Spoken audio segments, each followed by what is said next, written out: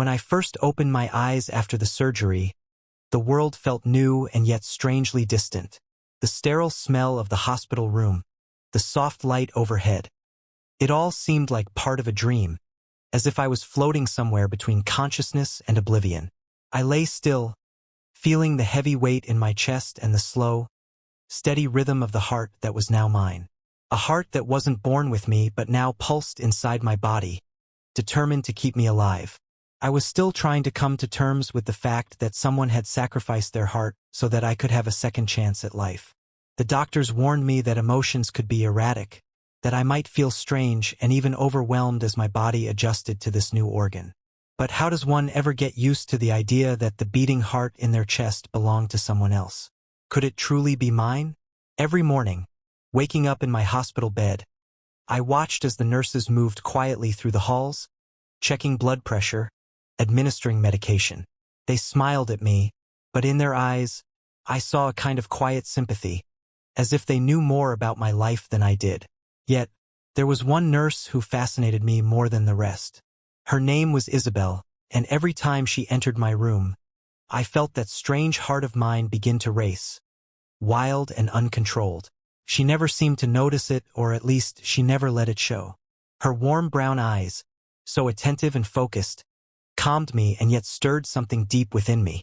Her long chestnut hair fell softly over her shoulders whenever she leaned close to check my vitals. It seemed like every movement she made was filled with a kind of unspoken tenderness. One morning, as she was bandaging my arm after yet another blood test, I mustered the courage to ask, "Have you been working here long?" My voice was still weak, rusty from days of silence. "Yes, a few years now," she replied, smiling as though we were discussing something deeply personal. "And how are you feeling today?" "It's hard to say," I confessed, looking into her eyes, trying to decipher why I was so drawn to her. "My heart, it beats differently now. It's like I'm feeling things that aren't entirely mine." She paused, her hands briefly stopping on my wrist, and I felt a slight tremor in her fingers. Her gaze grew more serious, as if she knew something I didn't.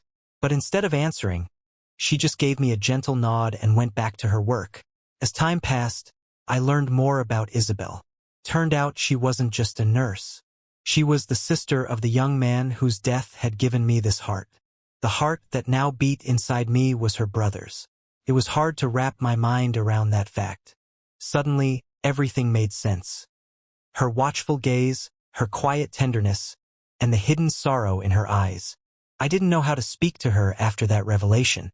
Every time I saw her, this heart that wasn't truly mine, would beat even faster, but it was accompanied by a dull ache, because every breath I took, every beat of this heart, was a reminder that it once belonged to someone she loved dearly. One day, when I was left alone in my room, I heard a soft knock at the door. It was Isabel. "Do you mind some company?" she asked, stepping inside. "No, of course. Please come in," I replied, trying to appear less anxious than I felt. She carried a book, which she gently placed on the bedside table. "This was my brother's favorite book. I thought you might like to read it," she said, her voice quiet, avoiding my eyes. I took the book, and as our fingers brushed briefly, it felt like a spark. A fleeting touch that sent a shiver down my spine. That touch was so light, almost imperceptible, yet it made my heart race. Isabel quickly pulled her hand away, and I couldn't shake the feeling that it was more than just an innocent gesture. But we both knew it wasn't a goodbye. It was something else, something neither of us fully understood. In the following days, I was restless. Her presence was like a sweet torment, lingering in my thoughts long after she left the room. I couldn't decide whether I should keep my distance and give her space or follow this undeniable pull I felt toward her. But one evening, when the hospital corridors were quiet and dim, I heard her soft voice behind me. "How are you coping with it?" she asked as we found ourselves alone in the shadows of the hallway. "To be honest, I'm not coping well at all," I admitted.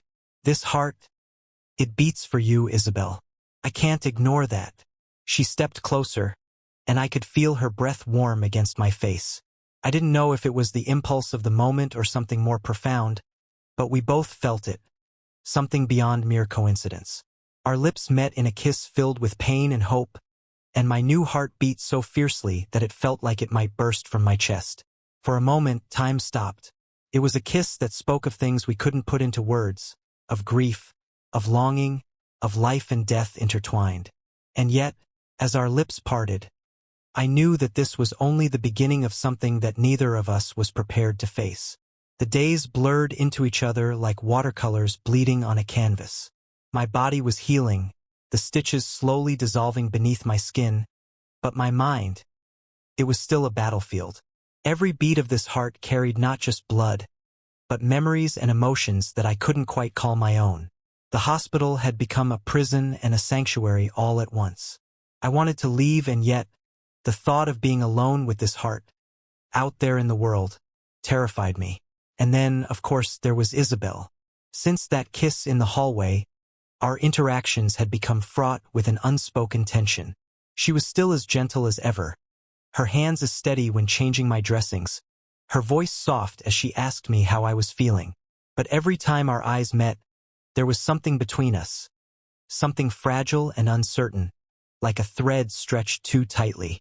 I could see it in the way her gaze would flicker away, in the slight hesitation before she spoke. We were walking on thin ice, and both of us knew it. One morning, as I was taking slow, tentative steps down the corridor with a nurse helping me, I spotted Isabel standing by a window, her profile bathed in soft sunlight. She was speaking to a doctor, but her eyes were elsewhere, lost in a distant thought. When she turned and noticed me, our gazes locked, and for a heartbeat, the world fell away. But she quickly looked down, her face tightening into a mask of professional composure. I felt a pang of something I couldn't quite name. Guilt? Longing? Maybe both. The nurse guided me back to my room, and I couldn't shake the feeling of Isabel's gaze lingering on my back, like a touch that never quite made contact. That afternoon, I found a folded piece of paper slipped under my door. My pulse quickened as I picked it up, the handwriting unmistakably hers. Meet me in the garden after sunset. The note was simple, almost terse, but I could read the hesitation between the lines, the reluctance and the yearning. For hours, I lay on my bed, staring at the ceiling, wondering if I should go. But there was no denying it. This heart of mine had already made the decision for me. It beat erratically in my chest, as if urging me forward. The hospital's garden was a small, hidden oasis amid the sterile halls and bright fluorescent lights. By the time I made my way there, the sun had set, leaving a soft twilight that bathed everything in shades of blue and gray. Isabel was already there, sitting on a weathered wooden bench, her arms wrapped around herself as if warding off a chill. When she saw me, she stood up quickly, her eyes wide and searching. "I didn't think you'd come," she said, her voice barely louder than a whisper. "I wasn't sure I should," I replied, taking a hesitant step toward her. The air between us was thick with things unspoken, words that hovered on the brink but never quite fell. She looked down, her fingers fidgeting with the edge of her sleeve. I don't know what I was thinking, leaving you that note. But ever since that night, I can't stop thinking about it. About you." There it was, finally, the confession we had both been dancing around. My heart, that borrowed heart, beat faster, almost painfully so. I took another step closer, close enough that I could see the tears glistening in her eyes. Close enough that I could smell the faint scent of jasmine that always lingered around her. "I feel it too, Isabel," I said, my voice raw. "But we both know this is complicated. More than just complicated." She shook her head, a small, bitter laugh escaping her lips. "Complicated? It's impossible. You carry his heart, my brother's heart. And every time I look at you, every time I hear it beating, it's like he's still here, but he's not. And it tears me apart." Her words struck me like a physical blow. I wanted to reach for her, to pull her into my arms and erase that pain from her eyes.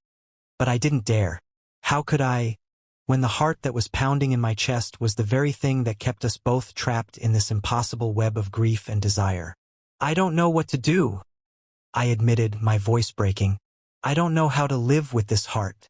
It's like it has a life of its own. Like it wants you, even if my mind tries to push it away. She turned away, her shoulders trembling, and for a moment, I thought she was going to leave. But then, slowly, she turned back to me, her eyes filled with something like resolve. "Maybe that's why I can't let go," she whispered. "Because it's him, and it's you, and I don't know where one ends and the other begins." Before I could respond, she closed the distance between us. Her lips found mine in a kiss that was fierce, desperate, and full of the pain we both carried. It was a kiss that tasted like tears, like a plea for something neither of us could put into words. I wrapped my arms around her, feeling her warmth seep into me, and for that brief moment, nothing else mattered. Not the hospital, not the heart beating between us. Just her, just us. But when she pulled away, the reality came crashing back. She stepped back, her breath coming in ragged gasps, her eyes wide and fearful. "We can't do this," she said, shaking her head. "It's not right. It's not fair. To either of us. To him." I wanted to argue, to tell her that whatever this was, it felt more real than anything I had ever known. But the words died on my lips as I saw the torment in her eyes. She was right. This heart, it was both a gift and a curse. It had given me life, but it had also bound me to a past that wasn't mine. And now it was pulling me into a love that might never truly belong to me. Without another word, Isabel turned and walked away, leaving me alone in the twilight, with only the sound of my heart pounding in my ears. A heart that seemed to beat only for her, no matter how much I tried to fight it. I stood there in the darkness, torn between the life I had been given and the life that had been lost. And all I could think of was how her touch had felt like both salvation and damnation. The heart that beat within me, whose heart was it truly now? The days that followed were a haze of confusion and longing. I tried to throw myself into recovery, focusing on getting stronger, walking longer distances through the hospital halls, trying to ignore the sharp ache that gripped my chest every time I thought of Isabel. But it was impossible to escape her completely. She was everywhere, in the hushed conversations between doctors and nurses, in the scent of jasmine that clung to the linens she had touched, in the relentless beat of the heart she had once known so intimately. And every beat was a reminder, a heartbeat that should have belonged to her brother, not me. I had taken something irreplaceable from her, and yet, somewhere along the way, I had fallen for her. I knew it was wrong. I knew it was selfish, but I couldn't stop thinking about that kiss in the garden, about the way her lips had trembled against mine as if she were pouring every ounce of her grief and desire into me. I thought avoiding her would make it easier, that if I kept my distance, the feelings might fade. But the heart inside me had other plans. It quickened at the sound of her voice, leapt at the sight of her silhouette down the corridor. I was haunted by her, and the more I tried to push her away, the more I realized how much I needed her. One evening, as I made my way to the small hospital library to distract myself with books I had no interest in reading, I heard soft footsteps approaching. I turned to see Isabel standing in the doorway, her expression a mix of determination and something else, something that looked a lot like desperation.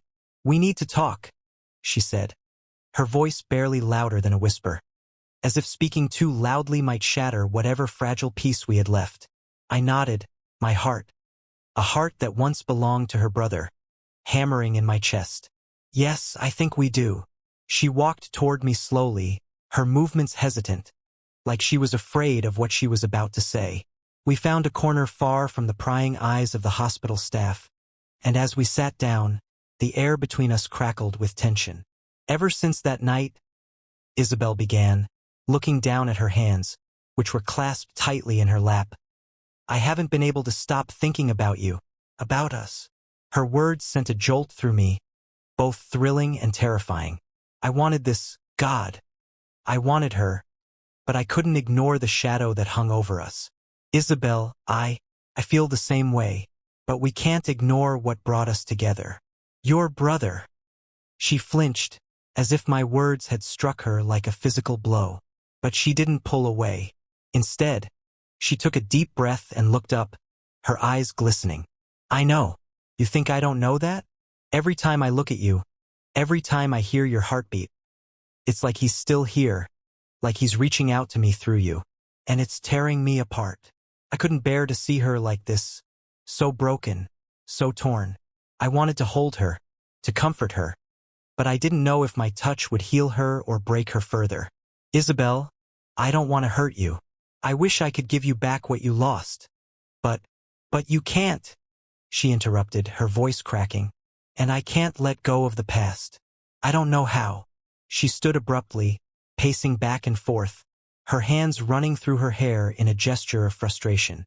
I could see the battle raging within her, the struggle between the love she felt for her brother and the unexpected, confusing feelings she had for me.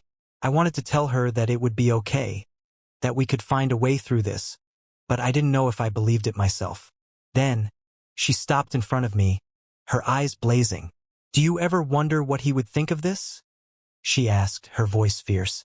"Do you ever think about how he might feel, knowing that the heart he gave you, his heart, is now pulling me toward you?" Her question pierced through me, leaving me speechless. Of course I had thought about it. I thought about it every single day. It kept me up at night, wondering if I was betraying the memory of the man who had saved my life by falling in love with his sister. But there was no answer that could make this right. No words that could justify the tangled mess of emotions that bound us together. "I think about him every day," I confessed, my voice barely audible. "But I also think about you, Isabel.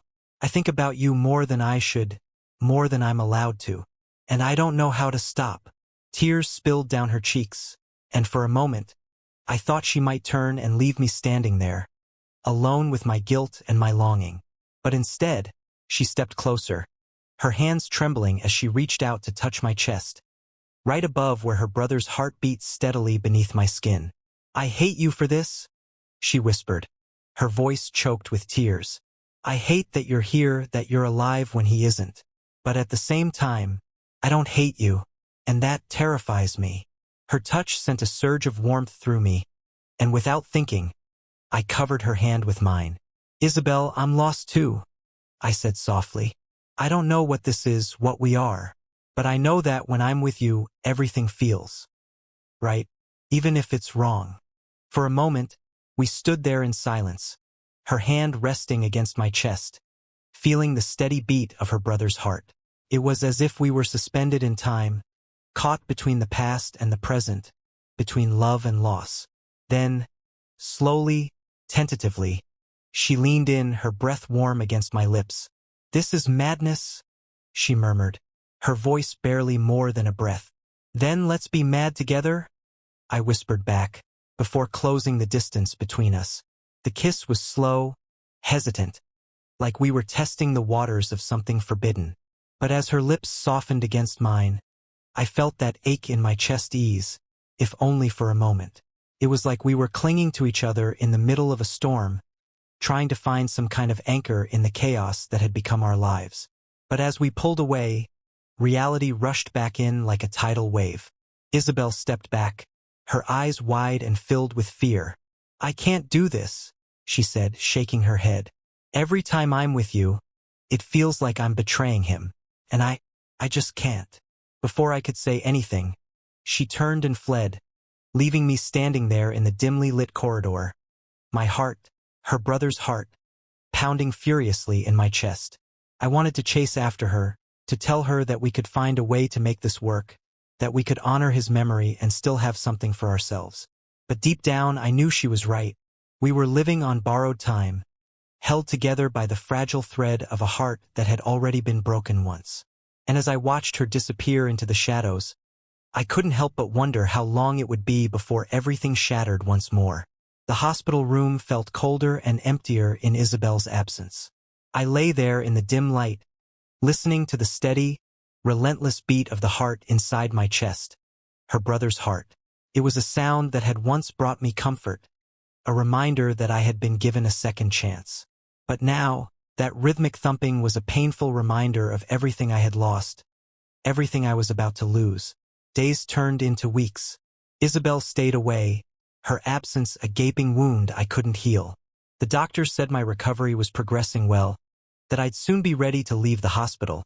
But I couldn't shake the feeling that I was leaving behind more than just a bed and a sterile room.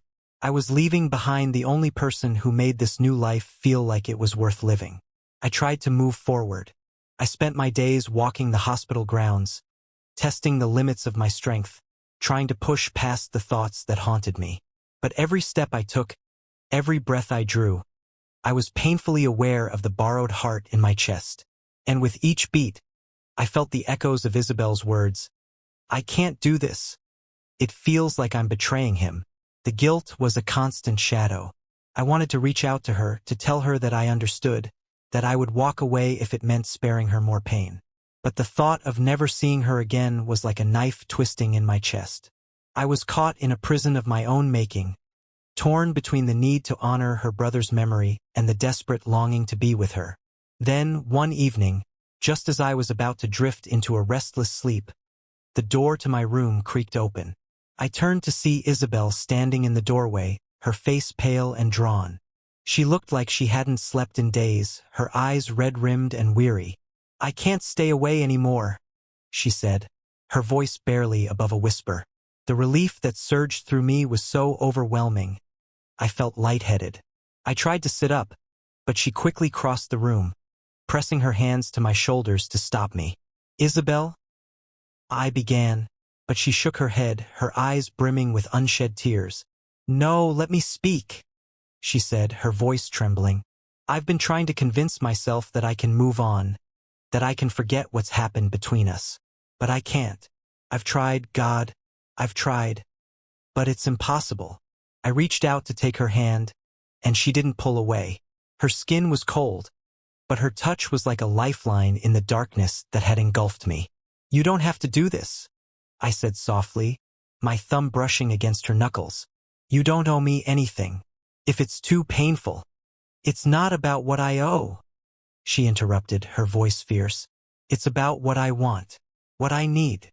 She took a deep, shuddering breath, her eyes searching mine. "I've been trying to hold onto the past, to keep my brother's memory alive by pushing you away, but I've realized that I'm losing myself in the process." Her words sent a jolt through me, both thrilling and terrifying. "What are you saying, Isabel?"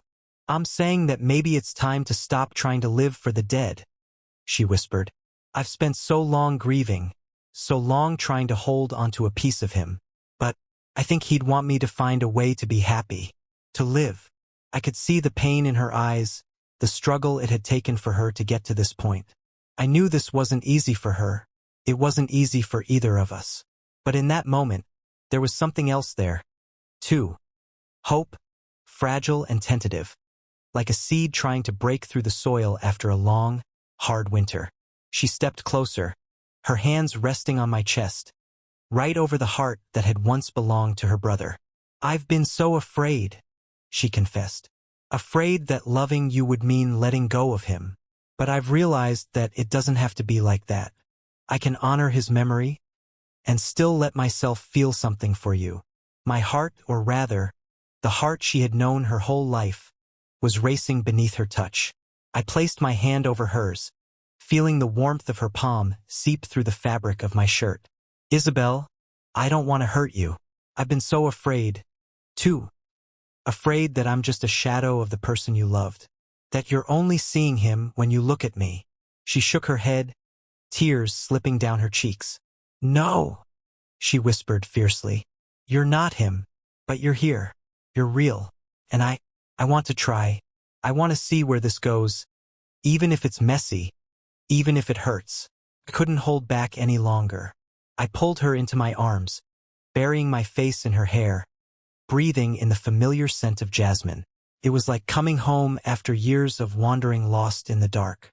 We stayed like that for what felt like hours, neither of us speaking, just holding on to each other, letting the weight of everything we had been through slowly melt away.